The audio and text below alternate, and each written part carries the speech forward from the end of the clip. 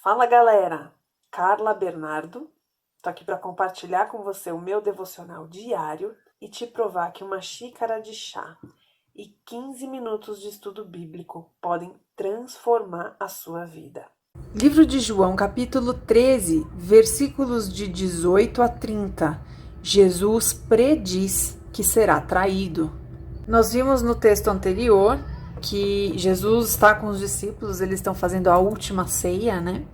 E na descrição de João, do texto anterior, ele fala sobre o que hoje a gente chama de lava-pés, que foi aquela situação em que Jesus lavou os pés dos discípulos. E ali ele ensina, né, que o servo nunca é maior do que o seu mestre. Então, como Jesus lavou o pé de todos eles, inclusive de Judas, né?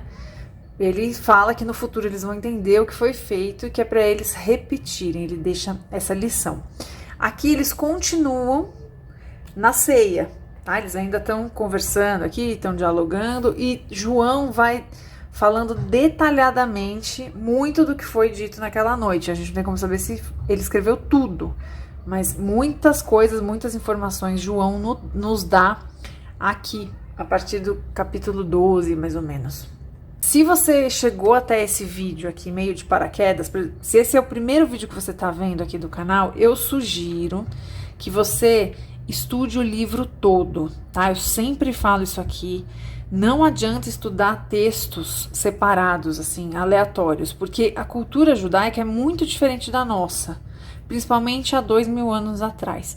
Então, quando você lê textos soltos, você pode ter uma interpretação equivocada. O ideal é sempre você ler os livros da Bíblia inteiros, do primeiro capítulo até o final.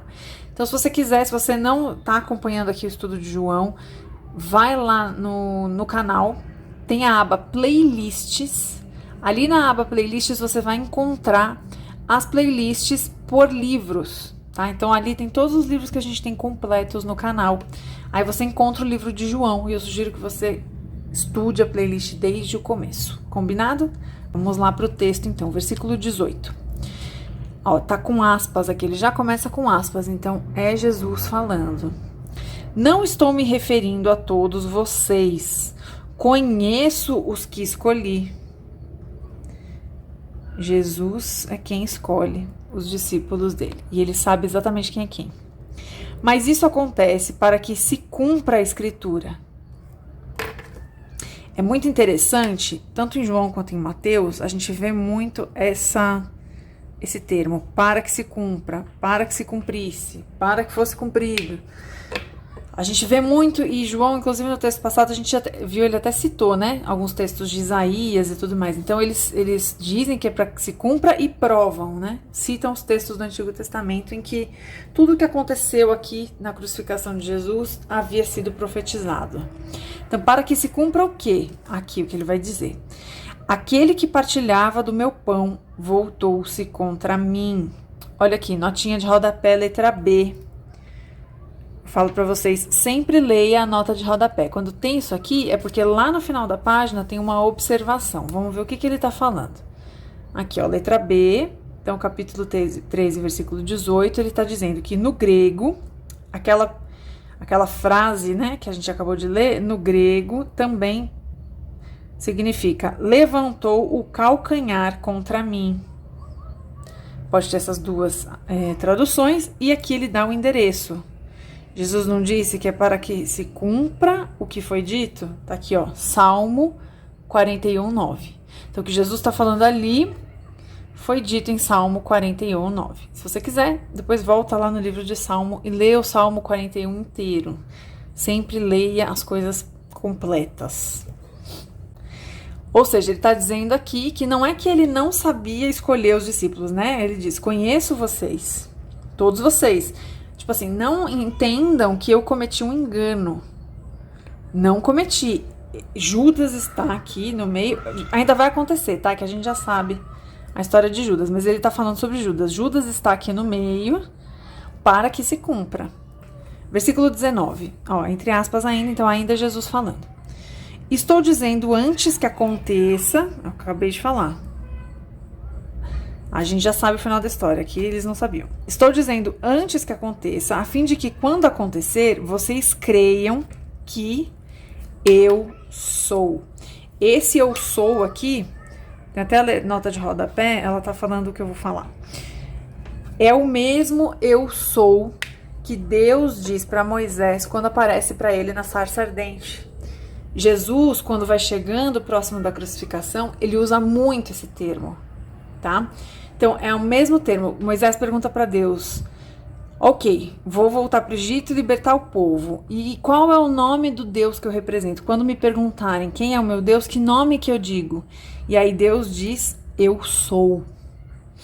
E Jesus usa esse mesmo termo várias vezes. E para um judeu, isso aqui é óbvio, é conhecido, é fácil, é muito fácil de entender.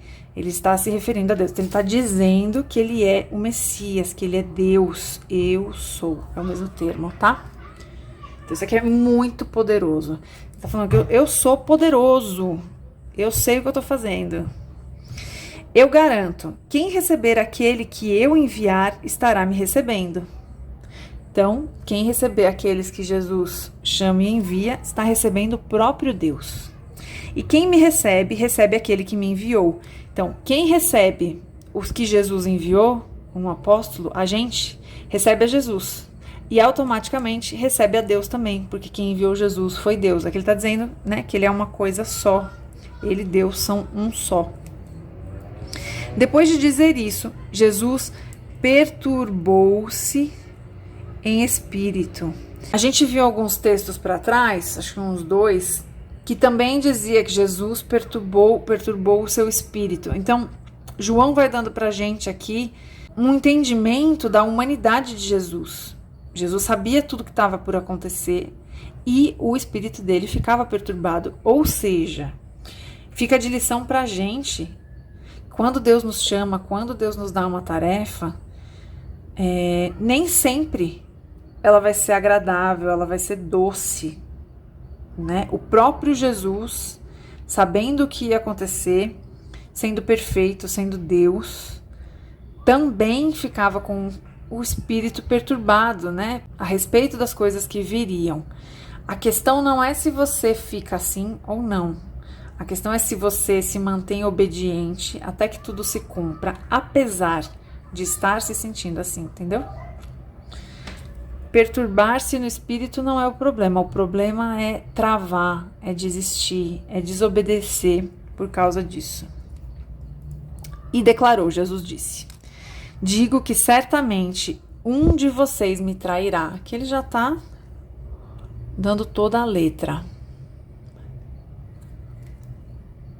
Seus discípulos olharam uns para os outros sem saber a quem ele se referia. E começou aquele negócio de tentar descobrir quem era, né? Um acusando o outro, um querendo saber. Eu imagino os mais ligados, né? Mais amigos naquela troca de olhar, assim, tipo, quem será que é? Né? Fica aquele clima, aquele climão. Um deles, o discípulo a quem Jesus amava, os teólogos dizem que esse aqui é o próprio João, que é quem escreve esse evangelho. Tá? Então, sempre que tem essa... Ele se refere a ele mesmo desse jeito, o discípulo que Jesus amava. E aí tem gente que tem uma interpretação errada de que Jesus amava mais a João do que os outros. Isso não é verdade. Era João que se sentia muito amado, né? E é assim que tem que ser o nosso relacionamento com o Senhor. Não é que Jesus fazia preferência, tá? Então, um deles, o discípulo a quem Jesus amava, João, estava reclinado ao lado dele, ou seja, ele estava perto de Jesus. Simão Pedro fez sinais para esse discípulo, como a dizer, pergunte-lhe quem que ele está se referindo. Sabe quando a gente fica entre amigos, assim, aquela troca de olhar, tipo, pergunta aí, meu, porque ele estava do lado de Jesus, né? Inclinando-se esse discípulo para Jesus, João, né?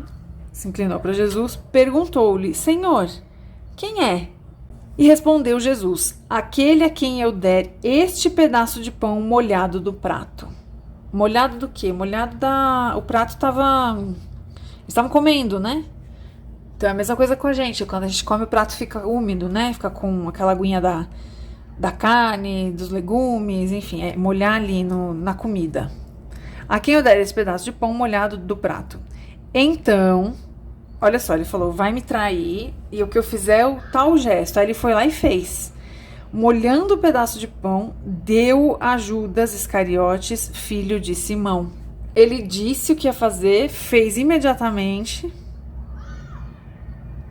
E olha o que acontece em seguida. Tão logo Judas comeu o pão, Satanás entrou nele. Ou seja, Jesus faz um gesto indicando quem vai trair. Tipo, ó, eu sei que é isso aqui. E nesse momento, Judas fica endemoniado. Aí Jesus disse para ele, o que você está para fazer? Faça depressa. Porque o importante é que se cumpra o que eu vim fazer aqui. Mesmo com o coração perturbado, né? Ele fica na obediência e direciona Judas para seguir com o que ele queria fazer. Disse-lhe Jesus, mas ninguém à mesa entendeu porque Jesus lhe disse isso. Jesus tinha acabado de falar, para quem eu der o pedaço de pão, ele vai me trair. Ele foi lá e deu o pedaço de pão e ninguém entendeu. E a gente viu em outros textos que Jesus fala que as pessoas não entendem porque Deus não permite que entenda mesmo. Porque quando é para entender, Deus abre, né, o entendimento. Visto que Judas era encarregado do dinheiro, ele era o tesoureiro, né?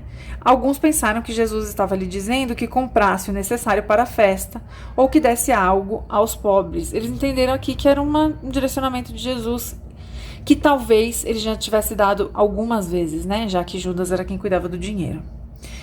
Assim que comeu o pão, Judas saiu. Era noite. Acho interessante isso aqui, né? Essa última frase. Era noite, já estava escuro. Esse texto nos mostra que nada foge do controle de Deus. Nada.